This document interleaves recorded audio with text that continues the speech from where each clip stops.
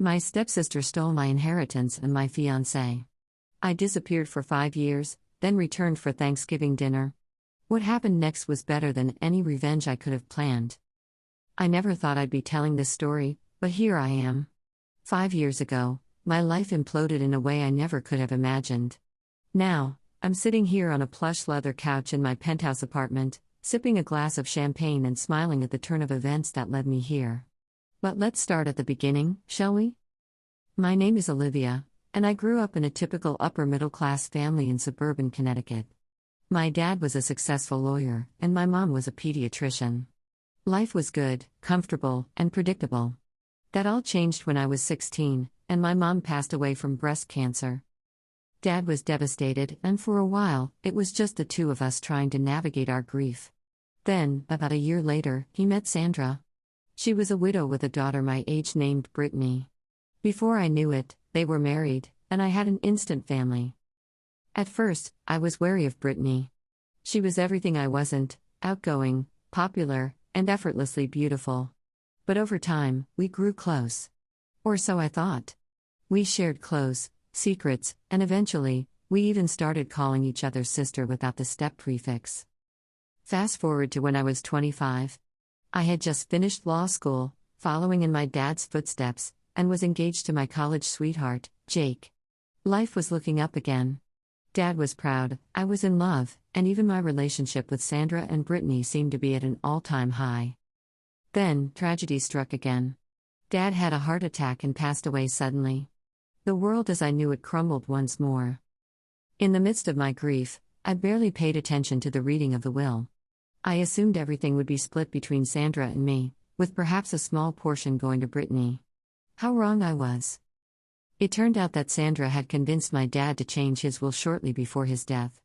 The house, the majority of his assets, and even his law firm, everything went to Sandra and Brittany. I was left with a pitiful sum that barely covered a year's rent. I was in shock. How could Dad do this to me? How could Sandra and Brittany accept this? But the worst was yet to come. As I struggled to come to terms with this betrayal, I noticed Jake becoming distant. He was spending more time at the house, ostensibly to help out Sandra and Brittany with the estate. I was too wrapped up in my own grief and anger to see what was happening right under my nose. It was a crisp autumn evening when I decided to surprise Jake with dinner at his apartment. I let myself in with the spare key he'd given me, only to find him and Brittany tangled up on the couch, clearly in the throes of passion. The takeout bag slipped from my numb fingers, hitting the floor with a thud. They sprang apart, and I'll never forget the look on Brittany's face. It wasn't shame or guilt, it was triumph. "Oh, Olivia," she said, her voice dripping with false sympathy. "We were going to tell you, honestly. Jake and I. We just connected. You understand, don't you? After all, we're sisters." I didn't say a word. I simply turned on my heel and walked out, Jake's desperate calls of "Olivia, wait," fading behind me. That night, I made a decision. I couldn't stay here, surrounded by betrayal and loss. I needed to leave, to find myself, to build a life away from the ruins of what I thought I had. I emptied my bank account, packed a single suitcase, and boarded a plane to New York City. As the lights of Manhattan came into view, I made a vow to myself. I would return one day, successful and strong, and I would show them all what they had thrown away. Little did I know that my return would be sooner than I expected, and the events that unfolded would be beyond anything I could have imagined. New York City was a shock to my system. The noise, the crowds, the sheer energy of the place, it was overwhelming. But it was exactly what I needed. Here, I could reinvent myself. No one knew me as poor, betrayed Olivia. I was just another face in the crowd, another dreamer trying to make it in the big city. I found a tiny studio apartment in Brooklyn and took the first job I could find, as a paralegal in a small law firm. It wasn't glamorous, but it paid the bills and allowed me to put my legal education to use. In the evenings, I started taking coding classes at a local community center. I'd always had an interest in technology, and I figured having an extra skill couldn't hurt. Those first few months were tough. There were nights when I'd sit on my lumpy futon, eating ramen and questioning every decision I'd ever made. But then I'd remember Brittany's smug face, Jake's betrayal, and Sandra's manipulations, and my resolve would harden. I refused to let them win. A year into my New York life, I stumbled upon an opportunity that would change everything. The law firm I worked for took on a case involving a tech startup accused of patent infringement. As I was going through the paperwork, I noticed some inconsistencies in the code that was central to the case. I spent a sleepless week poring over the documents, cross-referencing them with what I'd learned in my coding classes. Finally, I worked up the courage to approach the lead attorney with my findings. To my surprise, he listened. Not only that, but he brought me into a meeting with the client to explain what I'd found. It turned out that my discovery was the key to winning the case. The client, a charismatic entrepreneur named Alex, was impressed. After the case was settled, he offered me a job at his company. It was a risk, the salary was mostly in stock options, and the position was a strange hybrid of legal consultant and junior developer. But something in my gut told me to take the chance. That decision changed the trajectory of my life. Alex became not just my boss, but a mentor and friend. Under his guidance, I threw myself into learning everything I could about tech and business. I worked insane hours, but for the first time since my dad died, I felt alive. 2 years after joining Alex's company, we hit the jackpot. Our main product, a revolutionary AI-powered legal research tool, took off. Suddenly, we were the hottest startup in Silicon Valley. My stock options were worth millions, and I was promoted to Chief Operating Officer. Success, I discovered, was the best revenge. I bought myself a penthouse in Manhattan, started wearing designer clothes, and even made it onto a 30 under 30 list. But something was still missing. It was a crisp fall day when I realized what it was. I was walking through Central Park, admiring the changing leaves, when I overheard a family planning their Thanksgiving dinner. That's when it hit me. I hadn't been back home in 5 years. I hadn't faced my past. I knew then what I had to do. It was time to go back to Connecticut. Time to show Sandra, Brittany, and Jake exactly what they had thrown away. But I didn't want petty revenge. No, I wanted something more satisfying. I picked up my phone and called Sandra. Her voice was shocked when she realized it was me. "Olivia? Is that really you? We've been so worried." I almost laughed at the fake concern in her voice. "Hi, Sandra. I'm doing well, thanks for asking. Listen, I was wondering, is the family still doing Thanksgiving dinner this year?" There was a pause, and I could almost hear the wheels turning in her head. "Why, yes, of course. Would you like to join us?" "I'd love to," I replied, keeping my voice neutral. "I'll be in town for a business meeting. It would be nice to catch up with everyone." After I hung up, I allowed myself a small smile. In a month, I'd be sitting at that dining table again. But this time, I'd be holding all the cards. Little did I know, fate had an even better plan in store. As my private car pulled up to the familiar driveway, I felt a strange mix of emotions. Nostalgia, anger, nervousness, and a hint of excitement all swirled in my stomach. The house looked exactly the same, a grand New England colonial that had once felt like home, now just a symbol of betrayal. I smoothed down my Chanel dress and checked my reflection in the car window. Gone was the heartbroken girl who had fled 5 years ago. In her place stood a confident, successful woman. I took a deep breath and walked to the door. Sandra answered, her eyes widening as she took in my appearance. "Olivia, you look different."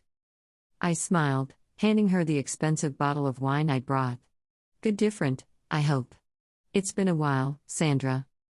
As I stepped into the house, I could hear voices from the living room. I recognized Brittany's laugh, and my heart clenched. Then, a male voice, "Jake."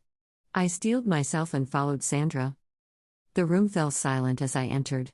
Brittany's jaw dropped, her eyes darting between my face and the obviously expensive jewelry.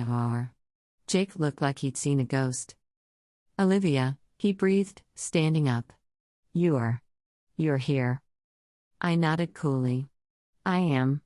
It's good to see everyone." The tension in the room was palpable.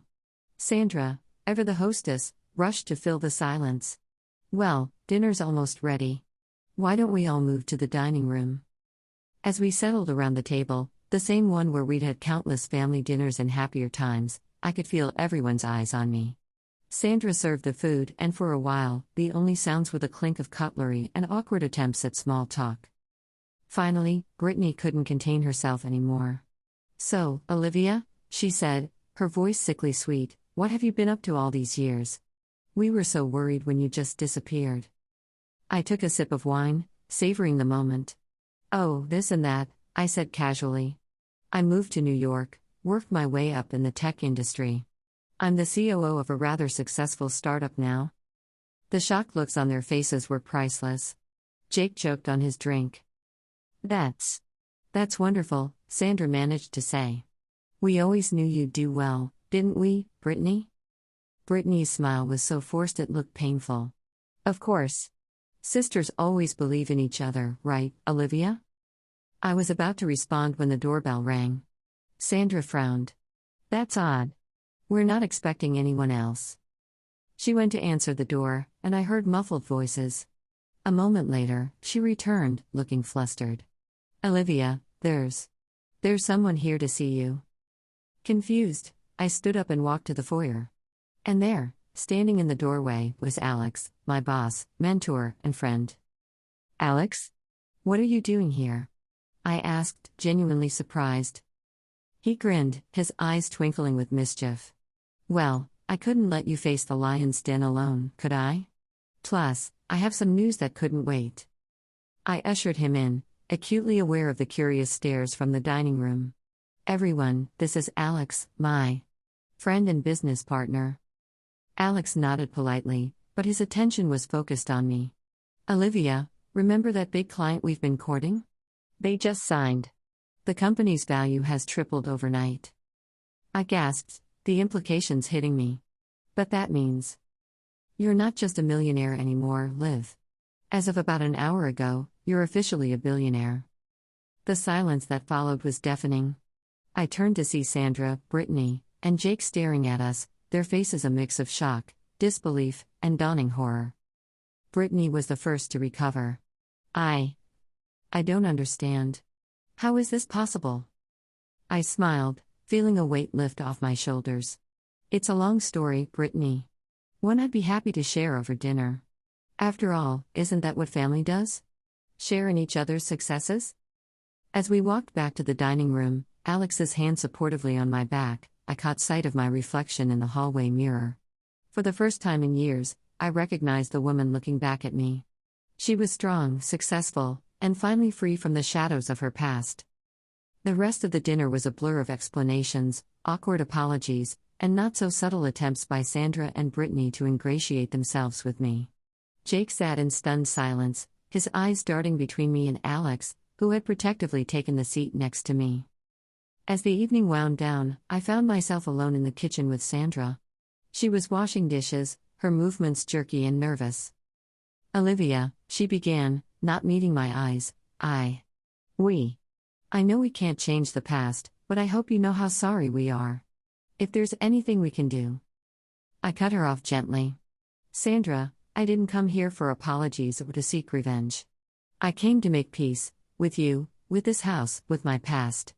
And I think I've done that." She looked at me then, her eyes brimming with tears. "You're a remarkable woman, Olivia. Your father would be so proud." For the first time in years, the mention of my dad didn't bring a stab of pain. Instead, I felt the warm glow of pride. "Thank you, Sandra. I think he would be, too." As Alex and I left that night, I took one last look at the house. It no longer held power over me. I was no longer the girl whose inheritance was stolen, whose fiancé was taken. I was Olivia, successful, strong, and finally at peace. In the car, Alex turned to me with a smile.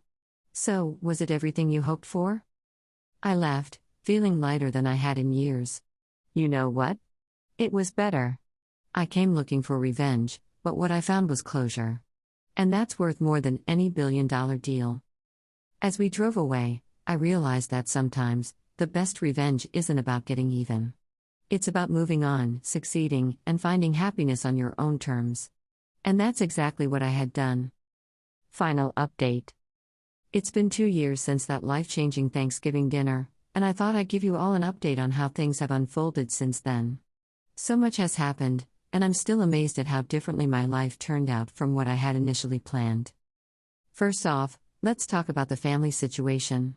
After the initial shock wore off, Sandra reached out to me. We had a long, honest conversation about everything that had happened. She explained that my father's decision to change the will wasn't entirely her idea. Dad had been worried about me, thinking I was too young to handle such a large inheritance. He thought he was protecting me by leaving everything to Sandra, trusting her to look out for my interests. Sandra admitted she should have told me this from the beginning, and that she had let greed cloud her judgment. She also confessed that she had been intimidated by my success and was ashamed of how she and Brittany had treated me. It wasn't an easy conversation, but it was a necessary one. We're not best friends now, but we're working on rebuilding a relationship based on honesty and mutual respect. Brittany, on the other hand, took a different path. After the dinner, she tried to ingratiate herself with me, clearly hoping to benefit from my newfound wealth. When that didn't work, she became bitter and resentful. Last I heard, she had moved to Los Angeles to pursue an acting career. We don't keep in touch, and honestly, I'm okay with that. Some bridges, once burned, are better left uncrossed. As for Jake, well, that's an interesting story. He sent me a long email a few weeks after Thanksgiving, full of apologies and explanations. He said seeing me again made him realize what a huge mistake he had made. I appreciated his honesty, but I made it clear that there was no going back. We're not friends, but we're not enemies either. Sometimes, people come into your life for a reason, and Jake's reason was to set me on the path that led me to where I am now. Now, let's talk about the good stuff. Remember Alex, my boss who showed up at Thanksgiving? Well, it turns out his dramatic entrance wasn't just about delivering good news. A few months after that dinner, we started dating. It wasn't something either of us planned, but we realized that our connection went beyond just being friends and business partners. Last month, he proposed, and I said yes. We're planning a small, intimate wedding next spring. On the business front, things have been incredible. Our company has gone from strength to strength. We went public last year, and the IPO was even more successful than we had anticipated. I'm now not just financially secure, but in a position to make a real difference in the world. I've started a foundation in my dad's name, focused on providing legal aid to those who can't afford it. It feels like the perfect way to honor his memory and the values he instilled in me. I've also been working with several tech incubators, mentoring young entrepreneurs, especially women in STEM fields. It's incredibly rewarding to help others achieve their dreams and overcome obstacles. Sandra has become involved with the foundation, helping to manage some of its operations. It's been a way for us to connect and work together towards something positive. She's also been taking steps to make amends, including setting up a trust for me with a portion of what my dad left her. While I don't need the money, I appreciated the gesture and have added it to the foundation's funds. As for the old family home, I bought it back from Sandra. Not to live in, but to turn it into a community center.